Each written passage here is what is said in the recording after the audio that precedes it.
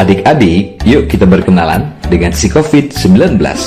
Hai, namaku COVID-19. Aku adalah virus corona jenis baru yang ditemukan.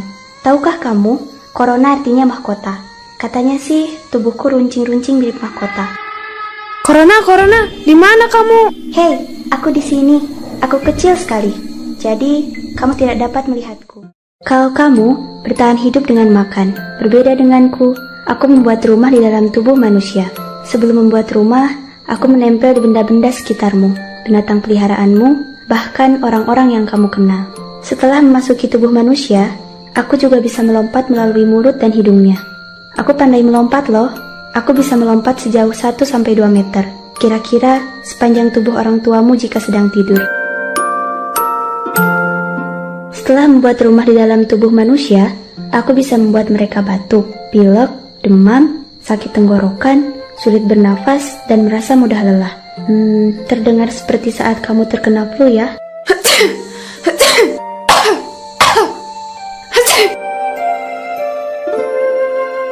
Hei, jangan takut. Anak-anak yang sehat biasanya tidak akan sakit terlalu parah. Tetapi, orang-orang tertentu seperti orang yang sudah tua, orang dengan penyakit tertentu, ibu hamil, dan adik bayi bisa sakit lebih parah karenaku. Jadi, kamu harus menjaga mereka bersama-sama ya. Tahukah kamu bisa membantu mengusirku loh. Kamu bisa menjadi pahlawan penangkal COVID-19. Caranya mudah. Pertama-tama, kamu harus menjaga tubuhmu agar tetap sehat dan tidak menularkanku ke orang lain. Di dalam tubuh, musuh terbesarku adalah pasukan imun. Wah, kalau mereka menyerangku, aku bisa mati. Semakin kamu hidup sehat dengan makan makanan yang bergizi dan berolahraga, semakin banyak pasukan imun yang akan menyerangku. Jangan terlalu dekat ketika banyak orang. Apakah sekolahmu diliburkan? Tetaplah belajar di rumah ya.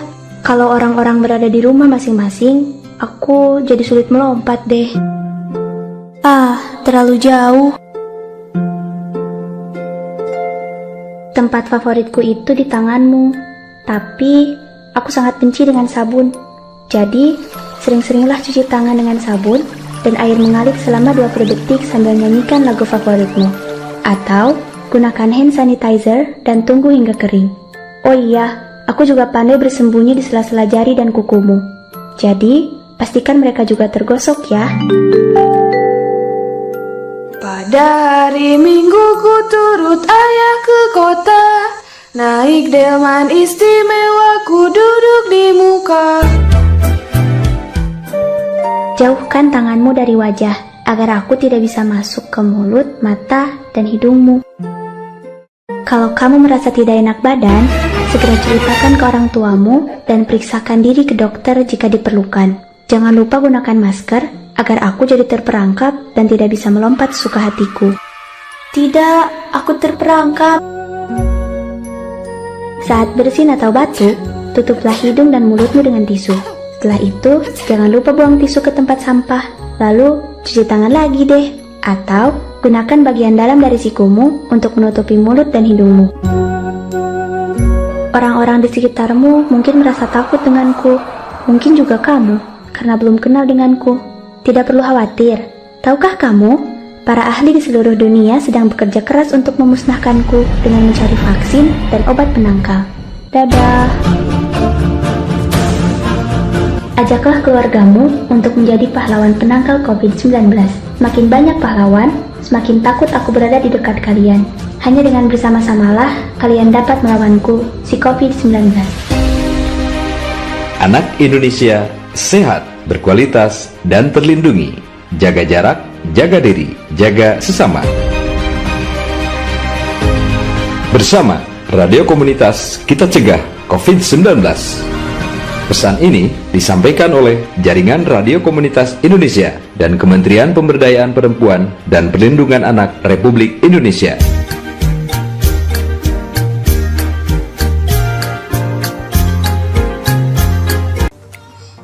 Halo, Assalamualaikum warahmatullahi wabarakatuh. Selamat berjumpa kembali di video pembelajaran. Pada kali ini kita akan membahas tentang virus, yaitu yang bagian A tentang ciri-ciri virus. Mari kita awali dengan membaca basmalah. Bismillahirrahmanirrahim. Mudah-mudahan kita semuanya dalam lindungan Allah dan diberikan kesehatan. Kita akan belajar sesuatu yang menghebohkan di tahun ini, yaitu tentang virus, ya. Ini luar biasa ya. Baru seumur hidup saya baru kali ini ada suatu wabah yang menggila, ya. Luar biasa. Ya, antara ada dan tiada. Oke, anak sekalian, baik, sudah siap ya? Kita akan belajar tentang ciri-ciri virus hari ini. Apa saja ciri-ciri virus? Oke, ini ada 5 bagian yang akan kita bahas tentang ciri-ciri virus. Yang pertama yaitu tentang sejarah penemuan virus. Yang kedua yaitu sifat-sifat virus. Yang ketiga struktur virus. Yang keempat klasifikasi virus. Dan yang kelima yaitu replikasi virus. Oke, kita menuju yang pertama, yaitu tentang sejarah penemuan virus. Nama-namanya ini orang mana ini ya? Ini kayaknya orang Rusia ini ya. Oke, yang pertama yaitu Adolf Meyer sama Dmitri Ivanovsky 1883 dan 1892. Dia menyatakan bahwa penyakit mozaik atau bercak pada daun tanaman tembakau itu disebabkan oleh bakteri yang sangat kecil. Berarti dia sudah mengenal bakteri ya. Bakteri sangat kecil. Setelah itu dilanjutkan oleh penelitian yang dilakukan oleh Bayering, nggak tahu M-nya itu apa ya, oleh Bayering tahun 1897. Dia menyatakan bahwa pada tanaman tembakau yang terinfeksi oleh agen itu disebut dengan virus yang lolos saring. Jadi maksudnya lolos saring itu disaring menggunakan saringan bakteri, tapi masih lolos. Jadi ini menandakan bahwa virus ini lebih kecil daripada bakteri. Dan yang terakhir, tahun 1935, W.M. Stanley ini menyatakan bahwa penyakit mozaik pada tanaman tembakau disebabkan oleh virus yang kemudian diberi nama tobacco mosaic virus. Nah, ini sesuai dengan gejalanya ya. Tobacco itu tembakau, mozaik itu bercak-bercak, virus jadi virus yang menyebabkan bercak-bercak pada daun tembakau. Ini tentang sejarah penemuannya ya. Kemudian yang berikutnya yaitu tentang sifat-sifat virus. Sifat adalah ciri-ciri yang melekat pada virus. Yang pertama bukan merupakan sel atau disebut dengan aseluler, karena dia tidak memiliki bagian-bagian sel pada umumnya, termasuk ada membran sel, inti sel, ribosom, sitoplasma. Dia nggak punya, gitu ya. Seperti apa nanti kita lihat detailnya. Yang kedua yaitu tersusun atas satu jenis asam nukleat saja. Apa itu asam nukleat? Nah, asam nukleat adalah materi inti yang disebut dengan DNA sama RNA, gitu ya, atau ADN sama ARN. Untuk yang kasus kali ini, COVID itu nggak salah tergolong virus RNA ya, atau ARN. Jadi materi genetiknya berupa ARN. Kemudian berikutnya yaitu dapat dikristalkan. Ini yang unik ya. Jadi ada makhluk hidup yang bisa mengkristal. Kalau dia berada di luar tubuh makhluk hidup, dia mengkristal. Kemudian berikutnya hanya dapat memperbanyak diri pada makhluk hidup. Ini aneh ya. Selama ini kan kita tahu bahwa makhluk hidup ya bisa memperbanyak dirinya sendiri, baik di dalam tubuh makhluk hidup maupun tidak, dan dia bisa ini, atau tidak harus masuk ke dalam sel. Kalau virus ini khusus, jadi dia bisa memperbanyak diri pada saat dia masuk, ya. Dia masuk ke dalam sel, kemudian menginfeksikan atau memasukkan RNA atau DNA-nya. Nanti kita belajar lebih lanjut yaitu di replikasi virus. Tidak disebut reproduksi tapi replikasi ya. Mengapa demikian? Nanti kita ikuti di materi yang selanjutnya. Oke? Yang berikutnya yaitu tentang struktur virus ya. Nih, yaitu mulai dari yang pertama yaitu ukurannya. Ini dibandingkan ini ya. Ini adalah sel darah merah, ini adalah bakteri. Nah, ini kamu lihat gambarnya ini ya. Jadi sel darah merah dengan bakteri ini ukurannya semacam ini perbandingannya ya. Kemudian bakteri sendiri dengan virus begini nih ukurannya. Jadi ukurannya sangat kecil sekali ini. Saya mengatakan 30 nanometer. Ini ada jenis bakteriofag ini 50 nanometer. Ada yang apa ini? 50 kali 225 nanometer. TMV virus 15 nanometer kali 300. Kemudian smallpox, yaitu virus yang kecil ini 200 nanometer. Berapa nanometer ini? Nanometer kalau nggak salah 10 pangkat min 9. Berarti nolnya ada, berarti seper gitu ya. Seper, jadi 10 pangkat min 9 berarti seper 1.000 juta. Oh ya, 1.000 juta. Nolnya 9 ya, 1.000 juta itu baru 1 miliar gitu ya. Seper 1 miliar, ya Allah, kecil sekali ini. Oke, ini tentang ukuran virus. Yang kedua yaitu tentang bentuknya. Bentuk virus ada beberapa macam yang dijelaskan di sini. Yang pertama yaitu bentuk bola ini ya. Contohnya yaitu virus influenza dan HIV. Juga mungkin COVID-19. Ini bentuknya seperti bola. Kemudian berikutnya yaitu berbentuk batang. Ya, bentuk batang. Misalnya pada tobacco mosaic virus. Kemudian berikutnya yaitu berbentuk huruf T. Nah, tidak persis huruf T sebetulnya ya. Mirip-mirip gitu ya, bakteriofag. Kita melihat, jadi dia terdiri materi inti, di dalamnya kemudian ada kapsid untuk pelindungnya. Jadi hanya itu aja. Kemudian ada leher, ada ekor. Sementara yang ini tidak kelihatan mana ekor, mana leher. Jadi langsung ada kapsid atau pelindungnya sama materi genetik. Kemudian ini juga ada yang mengelilinginya, namanya hemagglutinin pelindungnya ya.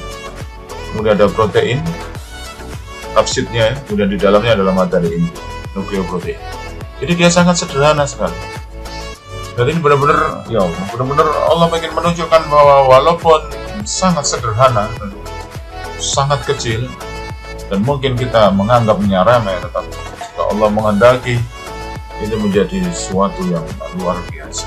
Apakah hanya yang bermanfaat saja? Oh, nanti kita bahas khusus di video yang selanjutnya ya, tentang peranannya virus. Kali ini kita hanya ke ciri-cirinya. Yang ketiga yaitu tentang susunan tubuh yang tadi barusan sudah saya jelaskan ya. Biasanya yang sering digunakan sebagai contoh yaitu ini bakteriofag ya. Jadi bakteriofag itu adalah virus, bukan bakteri ini ya. Ini adalah virus pematahan bakteri. Nah, ini seumpama bisa dikembangkan kan luar biasa ini ya. Kalau ada bakteri berbahaya dalam tubuh kita, wah dikasih virus di sini aja biar bakterinya dimakan. Begitu ya. Apakah bisa demikian? Oke, kita lanjut nanti di video yang tentang peranannya. Oke. Setelah struktur virus, nanti kalau ada pertanyaan monggo didiskusikan di forum Zoom nanti ya. Berikutnya yaitu tentang klasifikasi virus. Nah, ini sangat banyak sekali. Yang pertama tentang ciri-ciri utama sama ciri-ciri sekunder. Jadi ada asam nukleat, ada partikelnya, struktur partikelnya virus, jumlah kapsomer, ukuran virion, kerentanan terhadap bahan-bahan yang melumpuhkan, sekundernya kisaran inang, cara penularan, struktur permukaan khusus. Nah, ini nanti dijadikan dasar untuk klasifikasi, sehingga dari uraian tersebut, uraian yang ini tentang ciri-ciri utama dan ciri sekunder ini, kemudian nanti manusia akan mengklasifikasikan atau mengkelompokkan virus-virus ini. Yang pertama berdasarkan kandungan asam nukleatnya. Nah, yang B berdasarkan bentuk dasar, kemudian yang C keberadaan selubung yang melapisi nukleokapsid pelindungnya tadi ya, kemudian jumlah kapsomernya. Nah, kapsomer itu berarti apa ya? Unit-unit penyusun kapsid tadi untuk kapsomer. Kemudian berikutnya yaitu berdasarkan sel inang. Oke, kita menuju yang selanjutnya yaitu berdasarkan asam nukleatnya. Nah, ini dibedakan menjadi dua. Tadi pengelompokan virus berdasarkan kandungan asam nukleatnya. Ini ada yang disebut dengan virus RNA, yaitu virus di mana materi genetiknya hanya berupa RNA, sehingga diberi nama RNA virus. Ya. Yang kedua yaitu virus DNA. Jadi materi genetiknya berupa virus DNA, berupa DNA. Contoh-contohnya yaitu ada untuk yang virus RNA, yaitu ada picornavirus atau penyebab polio, ada orthomyxovirus penyebab influenza, ada TMV tobacco mosaic virus yang tadi sudah dijelaskan di awal sebagai contoh.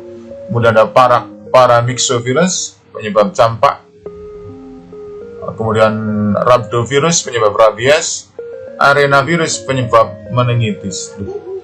Kok kayaknya penyakit semua ini ya? Waduh, apa betul ini ya penyebab penyakit semua ya? Mungkin yang paling mudah diingat memang yang menyebabkan penyakit. Mungkin nanti ada yang bermanfaat. Kita lihat di video yang selanjutnya nanti ya. Oke, untuk contoh dari virus DNA yaitu ada herpes virus, kemudian ada bacteriophage, kemudian ada papovirus penyebab kutil, papillovirus ini bukan papo maksudnya, papillovirus, kemudian adenovirus penyebab pneumonia, kemudian ada poxvirus penyebab cacar, poxvirus. Oke, corona masuk yang mana ini ya? Oke, kalau corona di sini kayaknya ya. Jadi corona itu kayaknya keturunan dari virus-virus influenza ya, mirip dengan influenza macam MERS, SARS dan lain-lain. Oke, ini tentang pengelompokan virus berdasarkan asam nukleat. Kemudian berikutnya ada pengelompokan virus berdasarkan bentuk dasarnya. Ini bedakan jadi 3 ya. Itu ada virus yang pertama yaitu icosahedral. Angel jenenge rek.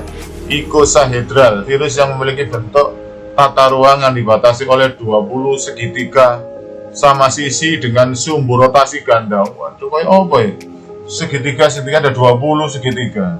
Nah, ini guru matematika bisa membayangkan ini. Contohnya yaitu virus polio dan adenovirus. Kemudian yang kedua yaitu bentuknya helical,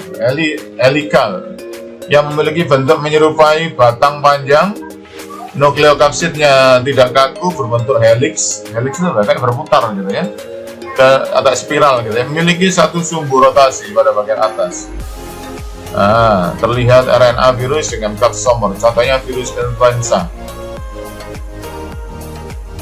sama TMV ini bentuk dasarnya. Berikutnya adalah virus berbentuk kompleks, memiliki bentuk struktur amat kompleks dan umumnya lebih kompleks. Kompleks itu rumit ya dibanding dengan virus lainnya. Contohnya itu poxvirus, virus cacar yang punya selubung yang menyelubungi asam nukleat.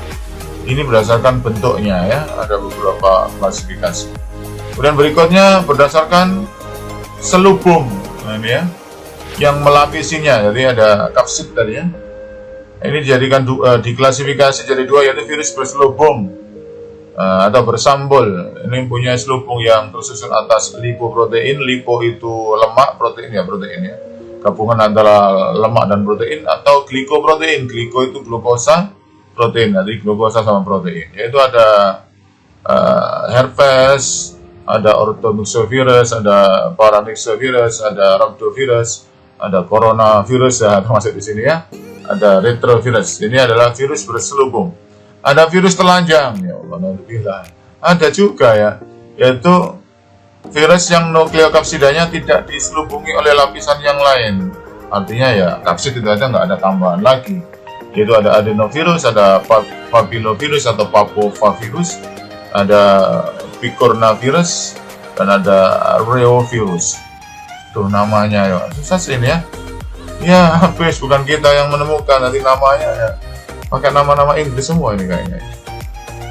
Oke, berikutnya yaitu virus berdasarkan jumlah kapsomernya. Jadi dari kapsid, dari apa ya, bagian-bagian kapsid itu namanya kapsomer ya.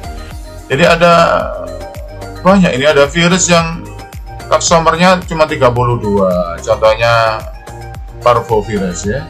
Ada yang 252 kapsomer adenovirus, ada 162. Herpes virus ada yang 72.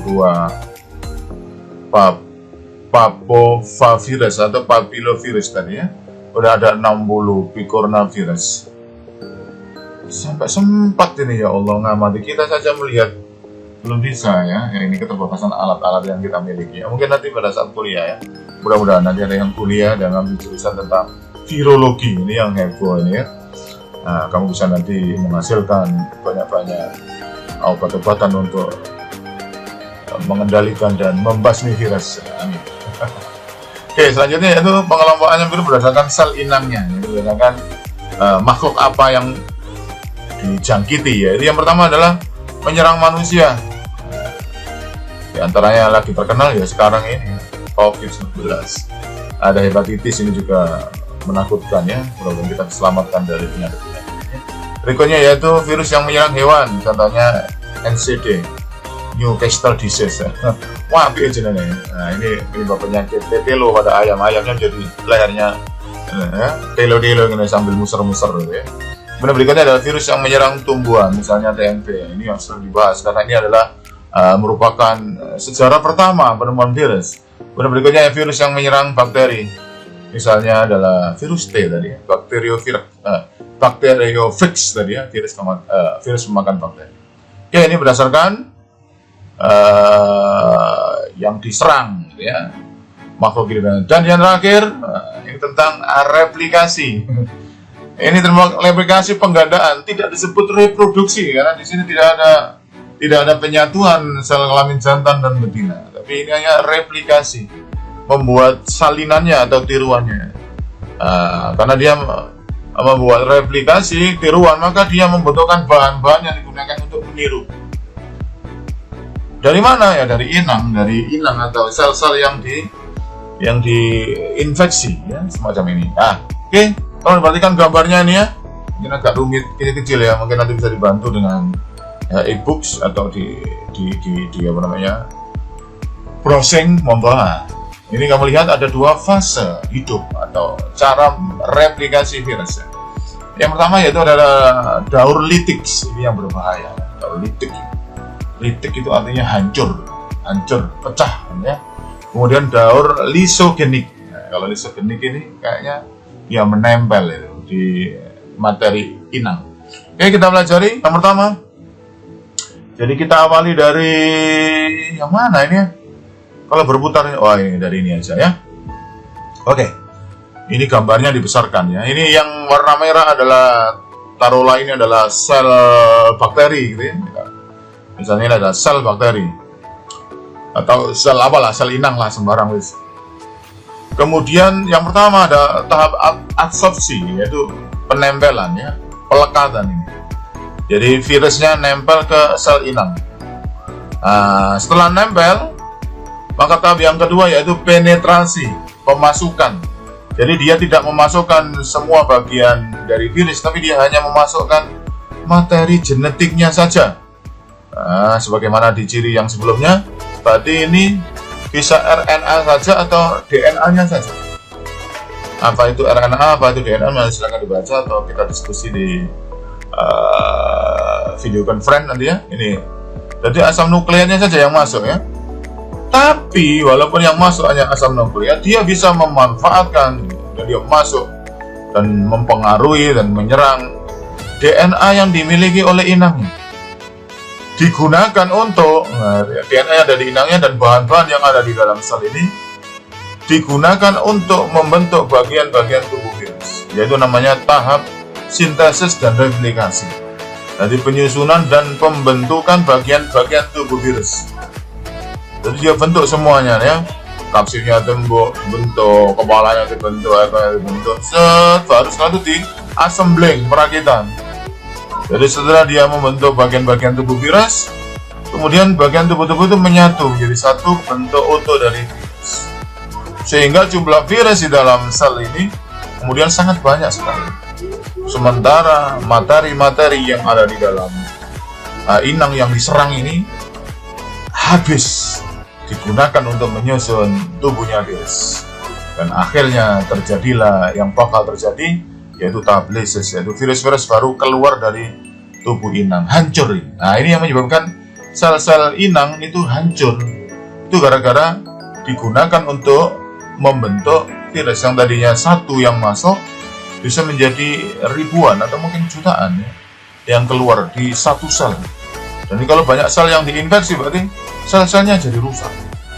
Naudzubillah min dzalik, mudah-mudahan jangan sampai kita mengalami seperti ini ya. Mudah-mudahan Allah menyelamatkan. Nah, menjadi virus yang baru. Ini replikasi. Jadi dari satu menjadi banyak, tapi tidak melibatkan sel kelamin. Ini oleh karena itu disebutkan replikasi. Ini daur litik. Ini yang berbahaya ya. Sementara yang kedua yaitu daur lisogenik. Jadi pada kasus yang jarang terjadi, Provak dapat diinduksi menjadi aktif sehingga masuk siklus litik. Artinya daur litik ini nanti juga bisa menjadi, lisogenik ini bisa menjadi litik nanti. Ya, jadi saya beranggapan bahwa daur lisogenik ini biasanya kekebalan kita sangat kuat sekali sehingga tidak bisa menyerang ya. Jadi walaupun infeksi misalnya ini ya, jadi ada virus yang sudah masuk ke dalam inang, tetapi dia tidak mampu untuk menguasai, ibaratnya peperangan itu tidak mampu menguasai daerah yang dia infeksi, maka dia hanya nempel saja di DNA inang. Ini ya, dia hanya menempel di DNA inang. Nah ini, sehingga pada saat inang ini bereplikasi atau membelah, maka DNA-nya virus ini katut di sini. Dia tetap nempel di DNA-nya di DNA-nya inang. Nah, ini kadang-kadang nanti dimanfaatkan oleh manusia untuk menyisipkan gen ya. Mungkin nanti kita belajar di kelas 12 yaitu ada rekayasa genetika menggunakan jasanya virus untuk menyisipkan DNA ini. Sehingga nanti bakal dihasilkan sel-sel gitu ya. Sel-sel di mana di dalam sel inang itu sudah mengandung DNA virus. Sehingga pada saat kekebalan tubuh kita lemah, dia bisa menjadi fase yang litik. Semacam itu ya, oke? Bisa jelas kira-kira toh? Oke, nanti kalau nggak jelas kita diskusikan. Dan jadi ada daur hidupnya itu ada secara litik, ada secara lisogenik. Oke, itu yang bisa saya sampaikan tentang ciri-ciri virus. Jadi saya ulang kembali, di ciri-ciri virus belajar tentang secara penemuan, sifat-sifat virus, struktur virus, klasifikasi virus, dan replikasi virus. Mudah-mudahan ini bisa menambah ilmu bagi kita dan bisa menambah keimanan kita kepada Allah Subhanahu wa taala. Dialah Sang Pencipta, menciptakan sesuatu yang besar, sangat luar biasa, dan menciptakan sesuatu yang sangat kecil juga sangat luar biasa. Terima kasih. Mari kita akhiri dengan bacaan alhamdulillahirrahmanirrahim. Majelis. Subhanakallahumma wa bihamdik, asyhadu an la ilaha illa anta, astaghfiruka wa atubu ilaik. Terima kasih. Assalamualaikum warahmatullahi wabarakatuh.